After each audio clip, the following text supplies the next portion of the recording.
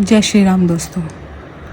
तो आज हम शुरू करते हैं अपनी श्री रामचरितमानस का पहले खंड बाल कांड का दूसरा दिन।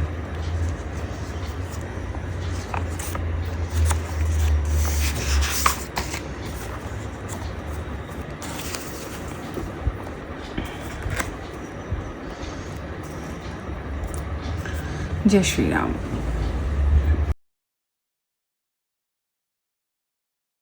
बुरा वेश बना लेने पर भी साधु का सम्मान ही होता है, जैसे जगत में जामवान और हनुमान जी का हुआ। बुरे संग से हानि और अच्छे संग से लाभ होता है। यह बात लोक और वेद में है और सभी लोग इसको जानते हैं। पवन के संग से धूल आकाश पर चढ़ जाती है और वहीं नीच जल के संग से कीचड़ में मिल जाती है। साधु के घर के तोता मैना राम राम सुमिरते हैं और असाधु के घर के तोता मैना गिन गिन कर गालियाँ देते हैं। कुसंग के कारण धुआं कालिख कहलाता है, वहीं धुआं सुंदर स्याही होकर पुराण लिखने के काम में आता है और वही धुआं जल, अग्नि और पवन के संग से बादल होकर जगत को जीवन देने वाला बन जाता है। ग्रह, औषधि, जल, वायु और वस्त्र ये सब भी कुसंग और सुसंग पाकर संसार में बुरे और भले पदार्थ हो जाते हैं। चतुर एवं विचारशील पुरुष ही इस बात को जान पाते हैं। महीने के दोनों पखवाड़ों में उजियाला और अंधेरा समान ही रहता है, परंतु विधाता ने इनके नाम में भेद कर दिया है। एक को चंद्रमा का बढ़ाने वाला और दूसरे को उसको घटाने वाला समझकर जगत ने एक को सुयश और दूसरे को अपयश दे दिया। जगत में जितने जड़ और चेतन जीव हैं, सबको राममय जानकर मैं उन सबके चरण कमलों की सदा दोनों हाथों जोड़कर वंदना करता हूँ। देवता, दैत्य, मनुष्य, नाग, पक्षी, प्रेत, पितृ, गंधर्व, किन्नर और निशाचर सबको मैं प्रणाम करता हूँ। अब सब मुझ पर कृपा कीजिए। 84 लाख योनियों में 4 प्रकार के जीव जल, पृथ्वी और आकाश में रहते हैं।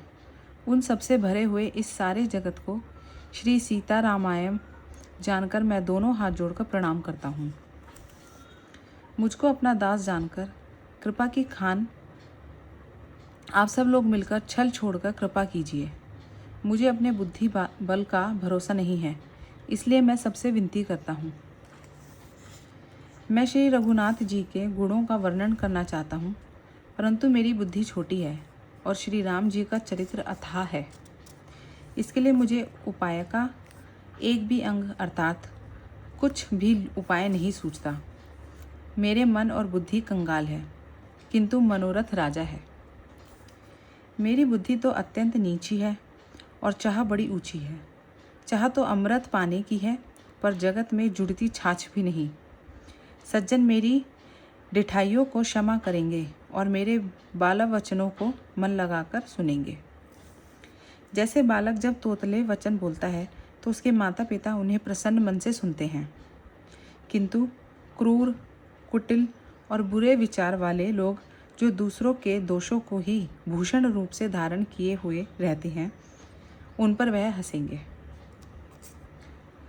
रसीली हो या अत्यंत फीकी, अपनी कविता किसे अच्छी नहीं लगती, किंतु जो दूसरे की रचना को सुनकर हर्षित होते हैं, ऐसे उत्तम पुरुष जगत में बहुत नहीं है।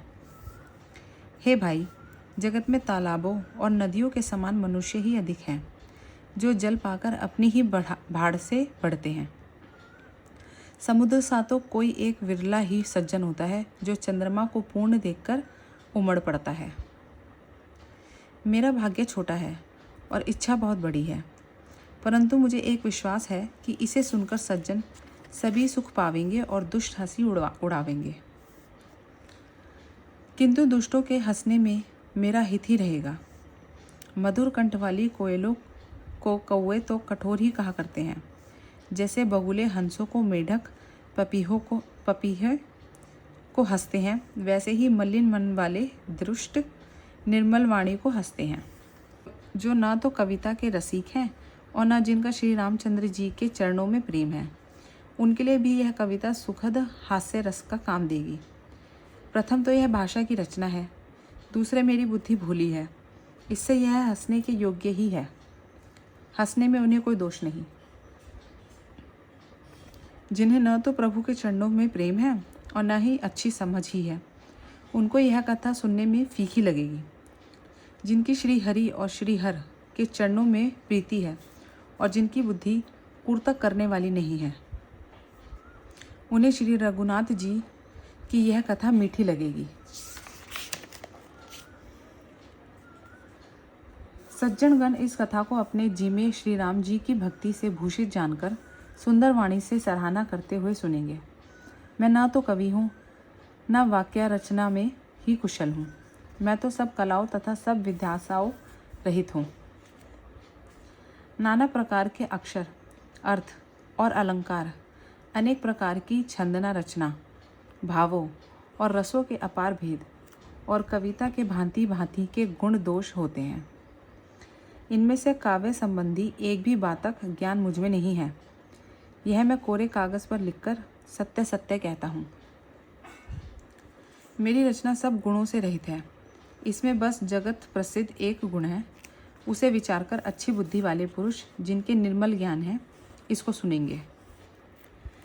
इसमें श्री रघुनाथ जी का उदार नाम है, जो अत्यंत पवित्र है, वेद पुराणों का सार है, कल्याण का भवन है और अमंगल लोगों को हरने वाला है, जिसे पार्वती जी सहित भगवान शिव जी सदा जपा करते हैं। जो अच्छे कवि के द्वारा रची हुई बड़ी अनूठी कविता है, वह भी राम नाम के बिना शोभा नहीं पाती।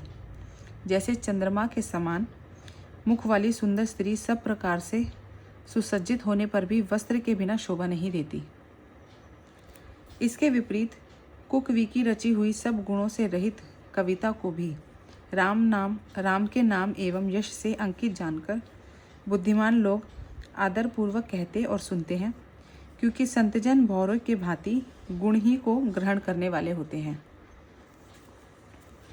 यद्यपि मेरी इस रचना में कविता का एक भी रस नहीं है, तथापि इसमें श्री राम जी का प्रताप प्रकट है। मेरे मन में यह एक भरोसा है, भले संग से भला किसने बड़प्पन नहीं पाया। धुआं भी अगर के संग से सुगंधित होकर अपने स्वाभाविक कुड़वेपन को छोड़ देता है। मेरी कविता अवश्य भद्दी है, परंतु इसमें जगत का कल्याण करने वाली राम कथा रूपी उत्तम वस्तु का वर्णन किया गया है।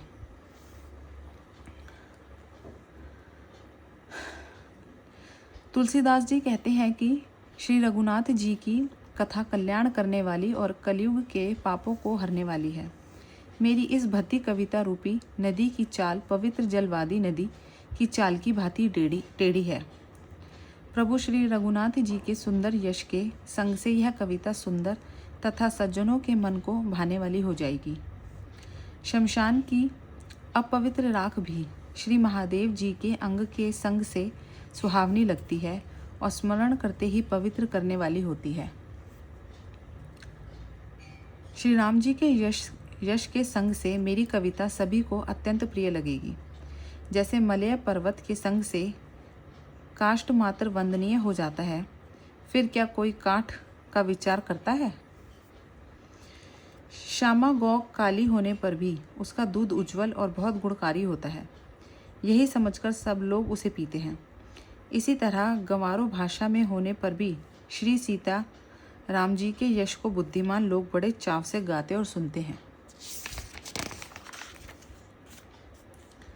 मणिक और मोती की जैसी सुंदर छवि है, वह सांप, पर्वत और हाथी के मस्तक पर वैसी शोभा नहीं पाती। राजा के मुकुट और नव युवती स्त्री के शरीर को पाकर ही ये सब अधिक शोभा को प्राप्त होते हैं। इसी तरह बुद्धिमान लोग कहते हैं कि सुकवि की कविता भी उत्पन्न और कहीं होती है और शोभा अन्यत्र कहीं पाती है। अर्थात कवि की वाणी से उत्पन्न हुई कविता वहाँ शोभा पाती है जहाँ उसका विचार, प्रचार तथा उसमें कथित आदर्श का ग्रहण और अनुसरण होता है। कवि के स्मरण करते ही उसकी भक्ति के कारण सरस्वती जी ब्रह्मालोक को छोड़कर दौड़ी आती है। सरस्वती जी की दौड़ी आने की वह थकावट रामचरित्र रूपी सरोवर में उन्हें नहलाए बिना दूसरे करोड़ों उपायों से भी दूर नहीं होती। कवि और पंडित अपने हृदय में ऐसा विचार कर कलयुग के पापों को हरने वाले श्री हरि के यश का ही गान करते हैं। संसारी मनुष्यों का गुणगान करने से सरस्वती जी सिर धुनकर पछताने लगती है कि मैं इसकी बुलाने पर आई। बुद्धिमान लोग हृदय को समुद्र, बुद्धि को सीप और सरस्वती को स्वाति नक्षत्र के समान कहते हैं। इसमें यदि श्रेष्ठ विचार रूपी जल बरसता है तो मुक्ति मणि के समान सुंदर कविता होती है। उन कविता रूपी मुक्ति मणियों को युक्ति से भेदकर फिर रामचरित्र रूपी सुंदर तागे में पिरोकर सज्जन लोग अपने निर्मल हृदय में धारण करते हैं, जिससे अत्यंत अनुराग रूपी शोभा होती है, आत्यंतिक प्रेम को प्राप्त होते हैं।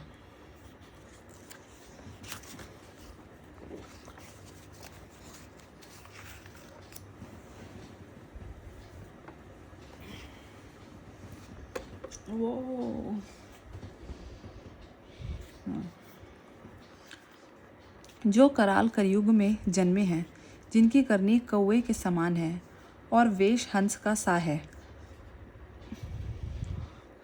जो वेद मार्ग को छोड़कर कुमार्ग पर चलते हैं, जो कपट की मूर्ति और कलयुग के पापों के भाड़े हैं, जो श्री राम जी के भक्त कहलाकर लोगों को ठगते हैं, जो धन, क्रोध और काम के गुलाम हैं और जो धेंगा धेंगी करने वाले, धर्मध्वजी और कपट के धंधों का बोझ ढोने वाले हैं, संसार के ऐसे लोगों में सबसे पहले मेरी गिनती है।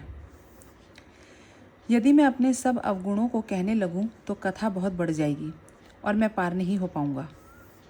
इससे मैंने बहुत कम अवगुणों का वर्णन किया है, बुद्धिमान लोग थोड़े में ही समझ लेंगे।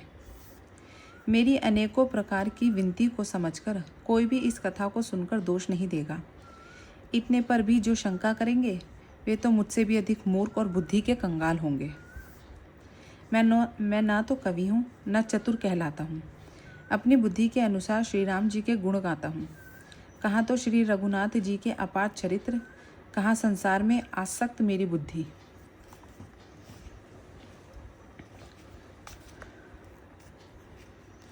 जिस हवा से सुमेरु जैसे पहाड़ उड़ जाते हैं, कहिए तो उसके समान रूई किस गिनती में है।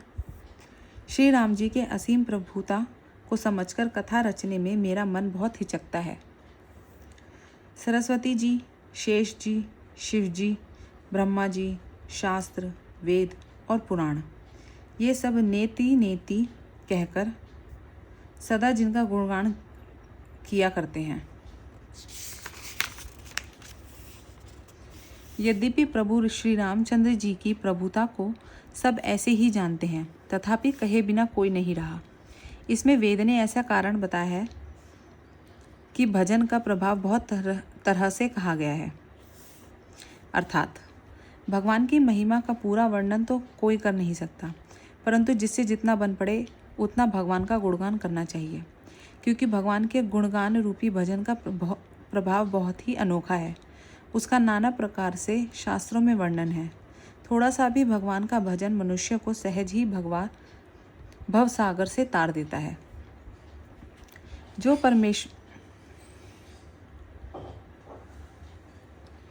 परमेश्वर एक है, जिनके कोई इच्छा नहीं है, जिनका कोई रूप और नाम नहीं है, जो अजन्मा सच्चिदानंद और परम धाम है और जो सबसे सब में व्यापक एवं विश्व रूप है, उन्हीं भगवान ने दिव्य शरीर धारण करने नाना प्रकारी लीला की है। वह लीला केवल भक्तों के हित के लिए ही है, क्योंकि भगवान परम कृपालु हैं और शरणागत के बड़े प्रेमी हैं, जिनकी भक्तों पर बड़ी ममता और कृपा है, जिन्होंने एक बार जिस पर कृपा कर दी उस पर फिर कभी क्रोध नहीं किया। वे प्रभु श्री रघुनाथ जी गई हुई वस्तु को फिर प्राप्त करने वाले, गरीब निवाज, सरल स्वभाव, सर्वशक्तिमान और सबके स्वामी हैं। यही समझकर बुद्धिमान लोग उन श्री हरि का यश वर्णन करके अपनी वाणी को पवित्र और उत्तम फल देने वाली बनाते हैं। उसी बल से महिमा का यथार्थ वर्णन नहीं, परंतु महान फल देने वाला भजन समझकर भगवत कृपा करके बल पर ही मैं श्री रामचंद्र जी के चरणों में सिर निवार कर श्री रघुनाथ जी के गुणों की कथा कहूँगा। इसी विचार से मुनियों ने पहले हरि की कीर्ति गाई है। भाई उसी मार्ग पर चलना मेरे लिए सुगम होगा। जो अत्यंत बड़ी श्रेष्ठ नदियां हैं, यदि राजा उन पर पुल बंधा देता है तो अत्यंत छोटी चींटियां भी उन पर चढ़कर बिना ही परिश्रम के पार चली जाती हैं। इसी प्रकार मन को बल दिखलाकर मैं श्री रघुनाथ जी की सुहावनी कथा की रचना करूँगा। व्यास आदि जो अनेकों श्रेष्ठ कवि हो गए हैं, जिन्होंने बड़े आदर से श्री हरि का सुयश वर्णन किया है, मैं उन सब श्रेष्ठ कवियों के चरण कमलों में प्रणाम करता हूँ। वे मेरे सब मनोरथों को पूरा करें। कलयुग के भी उन कवियों को मैं प्रणाम करता हूँ, जिन्होंने श्री रघुनाथ जी के गुण समूहों का वर्णन किया है। जो बड़े बुद्धिमान प्राकृत कवि हैं, जिन्होंने भाषा में हरि चरित्रों का वर्णन किया है। जो ऐसे कवि पहले हो चुके हैं, जो इस समय वर्तमान हैं और जो आगे होंगे, उन सबको मैं सारा कपट त्याग कर प्रणाम करता हूँ।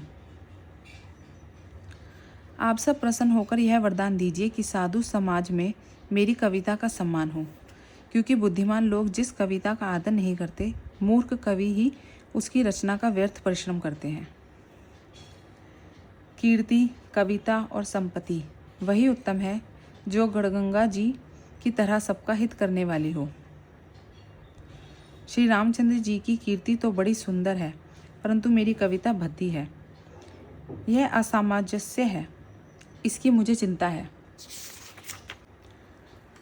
तो दोस्तों, हम अपनी आज की कथा को यहीं समाप्त करते हैं। आगे के हम आज के पार्ट को यहीं समाप्त करते हैं और मैं आपसे कल फिर से मिलती हूँ अगले पार्ट में, डे 3 पे। आशा करती हूँ आपको ये सुनकर बहुत अच्छा लग रहा होगा। जैसे मेरा मन बहुत सुशोभ और प्रफुल्लित हो गया है और बहुत अच्छी सी फीलिंग आ रही है। तो चलिए, इसी तरह मेरे साथ बने रहिए, मेरे चैनल को सपोर्ट कीजिए, अपने सनातन धर्म को सपोर्ट कीजिए और अपने बच्चों को भी रामचरितमानस का पाठ कराइए, उन्हें सिखाइए, उन्हें अपने सनातन धर्म के बारे में बताइए, अपने भगवानों के बारे में बताइए। जितना ज़्यादा से ज़्यादा जागरूक कर सकते हैं उन्हें सब बताइए। अपने ग्रंथों के बारे में, वेदों के बारे में जानकारी देना बहुत ज़रूरी है और इसी तरह अपने धर्म को फैलाएं। तो चलिए, अपना ध्यान रखिए। मैं मिलती हूँ आपसे अगली वीडियो में। तब तक अपना ध्यान रखें। धन्यवाद।